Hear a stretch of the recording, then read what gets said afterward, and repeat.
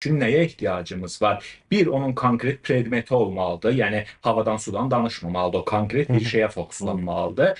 Onun özünün metodları olmalıdır ki, iddialarını test eləyə bilir, ölçə bilir və yalanlana bilir olmalıdır. Daha doğrusu səhv çıxarıla bilən olmalıdır elmin kriteriyası budur. Mən bir fikir söyləyirəm. Əgər mənim fikrim test edilə bilir deyil, bu səhvdir ya da bu düzdür demək o mümkün deyilsə bu fikirlə bağlı, bu elm sayıla bilməz.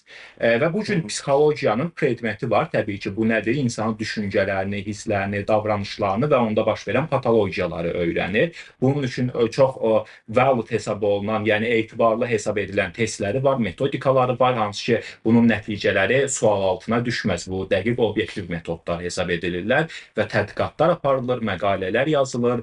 Bu məqalələr çox samballı, high factor deyirik, yüksək etibarlı elmi jurnallarda dərc olunur. Bu artıq sözsüz ki, elmdir və klinik psixologiya artıq